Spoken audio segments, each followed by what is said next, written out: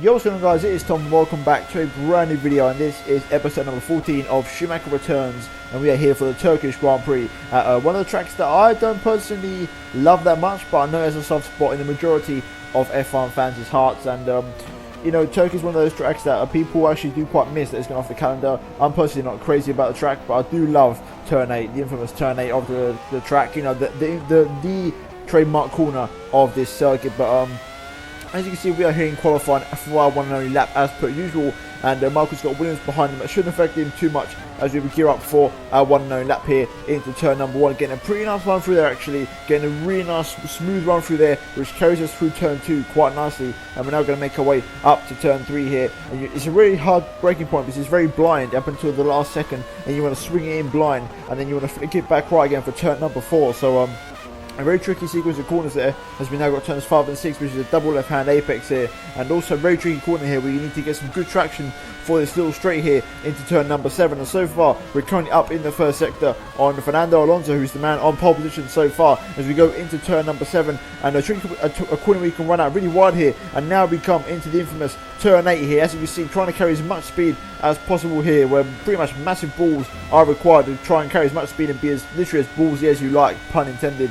And then we now make our way into turns 9 and 10, which is the left-right chicane here. And a very tricky corner here, one of the most important ones on the track in my opinion, because you need to get the entry absolutely perfect to allow you to get a perfect exit, as we now make our way downhill through the little kink here and onto the back straight. And this is where we're going to have to just test the Ferrari brakes, the Brembo the brakes on the Ferrari here into the braking zone, down to the second gear for the apex. Michael getting it just about slowed down as you now make our way into the last 2 corners here. Little flick right over the curb, and then you want to line yourself up for the final corner here, flicking it left just onto the apex there, not touching the curb, getting some brilliant traction on the exit. And let's see what this lap is going to put Michael Schumacher here as he comes across the line. Does a 127.7 and puts him P8 only. So a very interesting one, actually. Only 4 tenths off the pace, yet P8. So one of the closest qualifyings, if not the closest qualifying of the season, and just went down. As you can see, the top 9 covered by half a second there. So an absolutely incredible qualifying session there, with Alonso putting his Renault on pole position, with Kimi Räikkönen alongside him on the first row,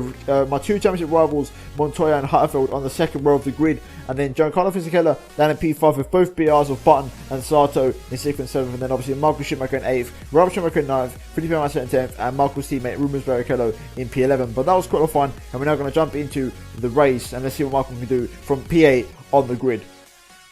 So here we are then, it is race day at the Turkish Grand Prix, and as you can see, P8 for Michael Schumacher on the grid. A pretty decent qualifying, not the best, but definitely not the worst, as we now gear up to the 4 red lights. And let's see what Michael can do here for the Turkish Grand Prix. He's going to need some big points on the board this race. So here we go then, the lights have gone green, and Michael's had a fantastic start straight off the bat here, getting past Takuma Sato into the first corner here, and a little bit of a squeeze onto the apex there, but Sato just to make his Michael the room there, but a little bit of a squeeze as we go 3 wide now up the hill into turn number 3, and it's Ralf Schumacher there on the inside of Takuma Sato, and it's usually have to back out there and be more sensible and wait for the time that is appropriate to make the move for us. Michael goes around the outside of Sato and Ralf Schumacher at turn 4 here, and a great overtake there from the 7 times world champion, getting himself up into P5, because I believe Jenson Button also got overtaken around the first corner. So Button had a pretty poor start, which allowed Michael to get past him without even really trying. And then moving later on to the end of lap 1, as you can see, there's a McLaren then, it's Montoya who's running very deep into the chicane here, and that's allowed Michael Schumacher to get past him. And now Schumi's trying to line up a move on Giancarlo Fisichella down the pit straight here, but look at the straight line speed on that McLaren here down the back straight. Look at the power of that Mercedes engine, really giving it some serious grunt down the straight here as we go into the braking zone for the first time in this race, of turn 11 or turn 12 I want to say. And actually Michael goes up the inside of Montoya and gets the move done there, and he's back up into P4, and Montoya's going to try and have another look up the inside of the final corner, but there's no room through there. Michael just about shuts the door on him, and that is Michael Schumacher up into P4 already after 1 lap, and a very hectic first lap at that. And now Montoya tries to dive on up the inside of the first corner here. Michael's going to try and hang it around the outside, and he does so, and holds on the P4 quite nicely there as we move on later into lap number 3. And Michael has caught up to the back of Fisichella here, and there's a little bit of a 3-car train here with both Renaults and Kimi Räikkönen splitting the 2, and this is pretty much for the race lead here. So this is a bit of a big battle brewing up here at the Turkish Grand Prix, and Michael goes around the outside of Fisichella there, but runs in a little bit deep here into the double apex left-hander, and Fisichella's going to try and have a little sniff at Michael here, but there's no room through, and he's going to have to settle for P4 for the time being and Schumacher holds on the P3, but later on that lap,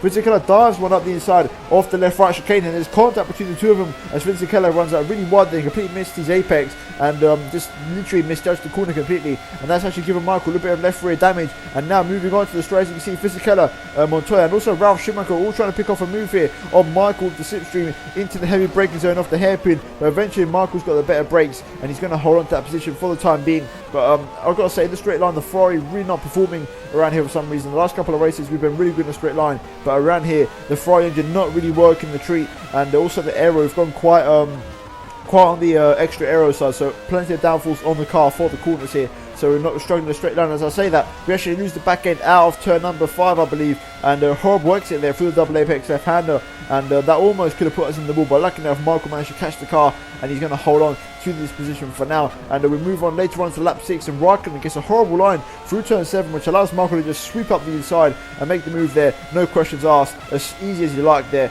and making the move for P2. And there's now literally Fernando Alonso between Michael and a massive 10 points for the World Drivers' Championship. And as you can see, Michael gets a great run on Alonso here down the straight on lap number 7, and he's going to try and dive one up the inside of the hairpin here. It's going to be a bold one if he does so, and he actually does go for it, but Alonso pulls off a beautiful little switchback here and actually holds on to the lead of the race there. So great racing awareness from Fernando Alonso there for holding on to that move, as I actually bashed my my chair, which I'm currently resting my legs on. But now here we go, Michael Schumacher is gearing up Fernando Alonso for a move here to turn 1. Alonso just squeezes Michael to the curb on the outside there, and then later on into turn 1, Alonso parks it right on the apex, almost on purpose there, and actually makes Michael scrub off a lot of speed into the first corner. So some debatable driving here from Alonso, trying to defend as hard as he can, and literally on lap 8, as you can see, through turn 8, the dirty air from Fernando Alonso just literally swept out Michael really wide, and he couldn't keep his nose in through the apex of the corner there. So Michael's starting to get really frustrated behind Alonso here, and he's trying to find a place to make a move here as we go on to lap 9 through turn number 3. And Michael's got a fantastic run through the corner, and he's going to dive one up the inside of turn 4 here. A little bit of a squeeze as Alonso tries to defend still.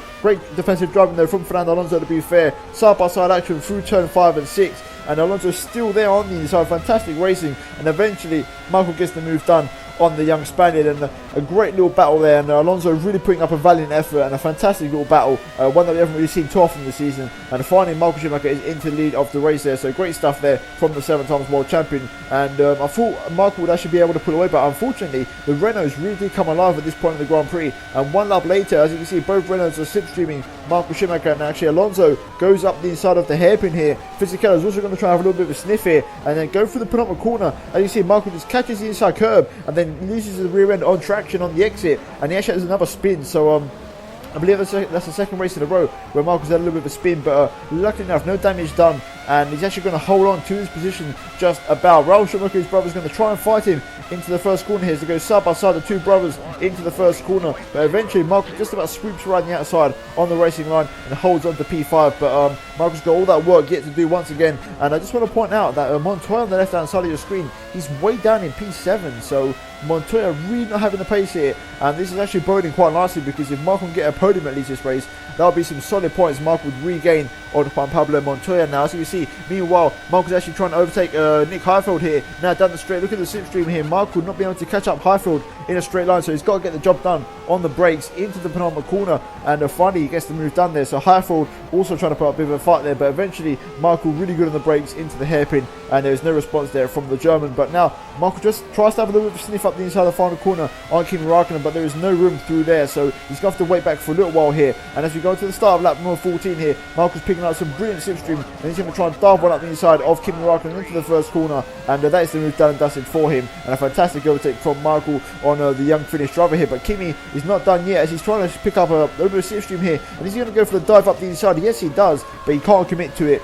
and eventually he has to yield and literally just basically forfeit P3 to Michael Schumacher. And now literally Michael's got 2 runners between himself and a race win here at Istanbul. And moving on to the end of lap 14 on to the start of lap 15, Michael's picking up some massive slipstream on Fernando Alonso here down the pit straight. This is going to try and line up the Spaniards for a move here into turn number 1, similar to Kimi Raikkonen. Yes, he does. He goes for the carbon copy overtake up the inside of turn 1, and that is the move done and dusted for P2. And Michael recovering quite nicely from that spin, and there's only one more car between himself and possibly 10 World Championship points here, as later on that lap, Marco's caught up to the back of Fisichella, who's made a bit of a mistake into the chicane once again, similar to Montoya early on in the race, and now Marco's picking up the slipstream here. He's going to pull to the inside. Can he make the move here on the Italian driver? He can't make the move on the straight line speed alone, so he's got to get the job done on the brakes into the hairpin, and he eventually does manage to outbrake Fisichella into the corner and get the job done. And Fisichella still trying to fight actually, but eventually he just has to let it go, and finally Marco can get into the lead of the race, and hopefully this time he can take it to the flag, because obviously last time he actually spun out, I wasn't able to pull away from the Renaults here, but it looks like Fisichella's actually having another go at it here, and he does have a look up the inside of turn 1, but eventually he does have to yield, similar to Raikkonen and Alonso. He just has to let it go, and literally Marco was the fastest man around here today. He had the better car and he had the better pace, and as you can see, coming through the final corner on lap 18, Marco's going to come through to win the Turkish Grand Prix in spectacular fashion in what was arguably one of the races of the season, just jam-packed, full of action, and just an overall really enjoyable race there to watch, and also to race in. I've got to say, a fantastic race to race in. I really enjoyed that one, and that was really just a nice change, because the AI actually battled me for a change. And I'm looking at the final race results. You can see that Michael Schumacher wins with both Renaults in second and third on the podium, being led by Giancarlo Fisichella. And then finally, Nick Heidfeld, one of the two championship rivals, finished in P4 there for Williams, with Kimi Raikkonen down in P5. Disappointing race for him. And then Ralf Schumacher in 6th. Then Takuma Sato in 7th. And crucially, Juan Pablo Montoya, the championship leader, in P8 and only getting 1 point. So what this means is, obviously I gained 10 for the race win. So we've basically eradicated the horrible last race at Hungary, and we are currently 18 points behind Montoya in the World Drivers' Championship. So Marco is only 18 points away from possibly clinching his 8th World Drivers' Championship, so to speak. And Heidfeld stood there in 3rd place, living dangerously, only 5 points behind Michael Schumacher. And also Fisichella, they're getting a little bit of momentum with that 2nd place. And then Raikkonen's in 5th, Alonso's in 6th, Sato's in 7th, Ralf Schumacher, Michael Schumacher's brother, is in 8th place, with Jenson Button in 9th, and then finally Jarno Trulli is in 10th place, running off the top 10 scorers. And looking at the Constructors' Championship, you can see that McLaren are really running away with it at the front of the pack here. But Renault have gained quite a fair few points in this race, breaking into the 3-number barrier. And Williams and Ferrari equal on 88 points. So the Constructors' battle is definitely very tasty still, and that could go down to the wire, because there's only 5 more races left this season. But hopefully you guys have enjoyed the video, and if you have, then please do smash that like button. Let's see if we can try and hit 70 likes. And also, if you're new here, please be sure to subscribe to my channel. And yeah guys, that's about for this video. I'm going to see you on my next one very soon. Goodbye.